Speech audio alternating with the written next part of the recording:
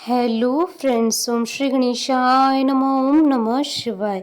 आप सभी का स्वागत है आपके अपने यूट्यूब चैनल पर। फ्रेंड्स, आज हम आपको इस वीडियो में बताने जा रहे हैं श्रावण मास महात्म्य के 30वें और अंतिम अध्याय के बारे में, जिसको सुनने मात्र से ही संपूर्ण श्रावण मास की व्रतों का मिलता है पुण्य। फ्रेंड्स, वीडियो शुरू करने से पहले आपसे रिक्वेस्ट है, अगर आप हमारे चैनल पर नए हैं और आपने अभी तक चैनल को सब्सक्राइब नहीं किया है तो प्लीज़ सब्सक्राइब कीजिएगा चैनल को, साथ ही प्रेस कीजिएगा बेल आइकन को, जिससे नए वीडियो से रिलेटेड नोटिफिकेशन आपको तुरंत प्राप्त हो सके।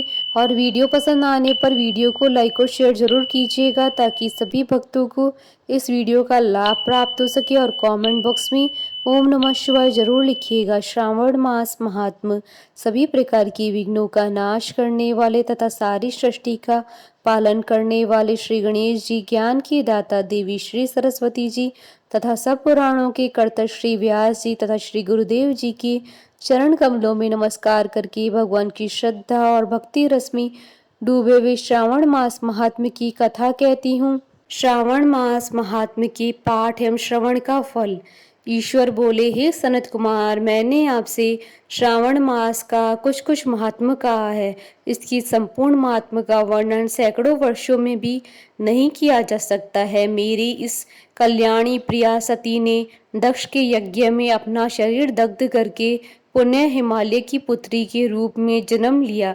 श्रावण मास में व्रत करने के कारण यह मुझे पुण्य प्राप्त हुई, इसलिए श्रावण मुझे प्रियकर है। यह मास न अधिक शीतल होता है और ना ही अधिक उष्ण होता है। राजा को चाहिए कि श्रावण मास में श्रोताग्नि से निर्मित श्वेत भस्म से अपने संपूर्ण शरीर को उद्दूलित करके जल से आर्द्र भस्म के द्वारा मस्तक, वक्ष स्थल, नाभि, दोनों बाहु, दोनों कोहनी, दोनों कलाई, कंठ, सर और पीठ, इन 12 स्थानों में त्रिपुंड धारण करे।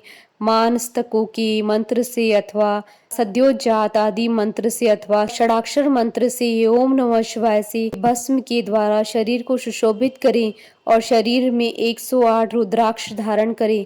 कंठ में 32 रुद्राक्ष, सर पर 22, दोनों कानों में 12, दोनों हाथों में 24, दोनों भुजाओं में 8-8, ललाट पर 1 और शिखा के अग्रभाग में 1 रुद्राक्ष धारण करें। इस प्रकार से करके मेरा पूजन कर पंचाक्षर मंत्र का जप करें। हे विप्रेंद्र, श्रावण मास में जो ऐसा करता है वह मेरा ही स्वरूप है, इसमें संदेह नहीं है। इस मास को मेरा अत्यंत प्रिय जानकर केशव की तथा मेरी पूजा करनी चाहिए। इस मास में मेरी अत्यंत प्रिय तिथि कृष्णा अष्टमी, भारत के पश्चिमी प्रदेशों में युगादि तिथि के अनुसार मास का नामकरण होता है, अतः श्रावण कृष्ण अष्टमी को भाद्रपद अष्टमी समझना चाहिए। पड़ती है उस दिन भगवान श्री हरि देवकी के गर्भ से उत्पन्न हुए थे। हे सनत कुमार, यह मैंने आपको संक्षेप में बताया है। अब आप और क्या सुनना चाहते हैं? सनत कुमार बोले, हे पार्वती पते, आपने श्रावण मास का जो कृत्य कहा है उन्हें सुनकर आनंद सागर में मग्न रहने के कारण और उसका विस्तृत वर्णन होने के कारण व्यवस्थित रूप से स्मृति नहीं हो पाई है। अतः हे नाथ, आप क्रम से सबको यथार्थ रूप से बताइए। सावधानी से सुनकर मैं भक्ति पूर्वक उसे धारण करूंगा। ईश्वर बोले, हे सनत कुमार, श्रावण मास की शुभ अनुक्रमणिका को आप सावधान होकर सुनिए।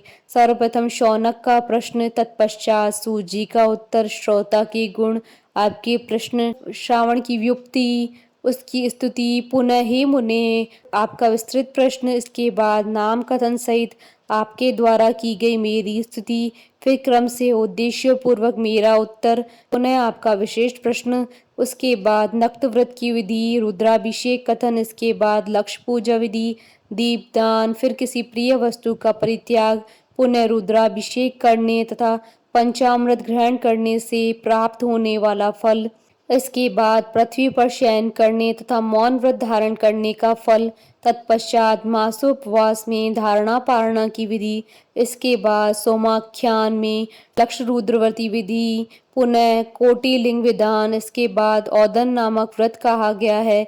इसी व्रत में हविष्यान ग्रहण, पत्तल पर भोजन करना, शाक त्याग, भूमि पर शयन, प्रातः स्नान और दम तथा शम का वर्णन, उसके बाद स्फटिक आदि लिंगों में पूजा, जप का फल, उसके बाद प्रदक्षिणा, नमस्कार, वेद पारायण, पुरुष सूक्त की विधि, उसके बाद ग्रह यज्ञ की विधि, रवि सोम मंगल के व्रत का विस्तार पूर्वक वर्णन, पुनः बुद्ध गुरु व्रत का, इसके बाद शुक्रवार के दिन जीवंतिका का व्रत, पुनः शनिवार को नरसिंह शनि, वायुदेव और अश्वत्थ का पूजन, ये सब कहे गए हैं। उसके बाद रोटक व्रत का महात्म, औदुंबर व्रत, स्वर्ण गौरी व्रत, दुर्वा गणपति व्रत, पंचमी तिथि में नाग व्रत, षष्ठी तिथि में सुपोधन व्रत, इसके बाद शीतला सप्तमी नामक व्रत, देवी का पवित्रारोपण, इसके बाद दुर्गा कुमारी की पूजा, आशा व्रत, इसके बाद दोनों एकादशियों का व्रत, पुनः श्रीहरि का पवित्रारोपण, पुनः त्रयोदशी तिथि को कामदेव की पूजा, उसके बाद शिवजी का पवित्र धारण,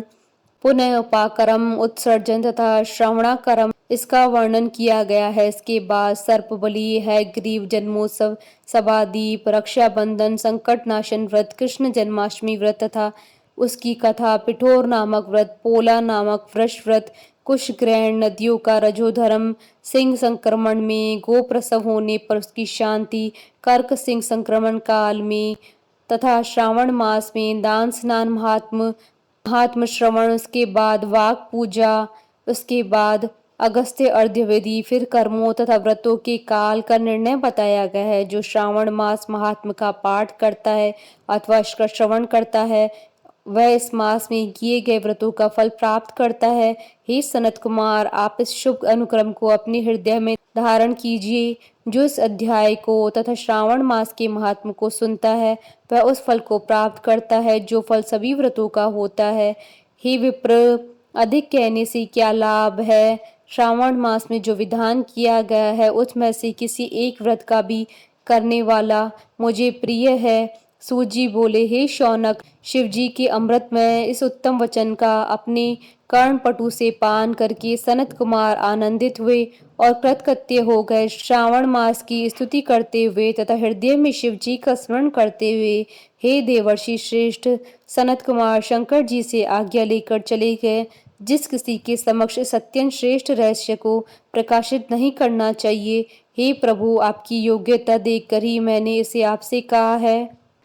इस प्रकार श्री स्कंद पुराण के अंतर्गत ईश्वर सनत कुमार संवाद में श्रावण मास महात्म में अनुक्रमणी का कथन नामक 30वां अध्याय पूर्ण हुआ। बोलिए भगवान शंकर माता पार्वती जी की जय। हमारे साथ इस वीडियो में अंत तक बने रहने के लिए आपका धन्यवाद। ओम श्री गणेशाय नमः। ओम नमः शिवाय।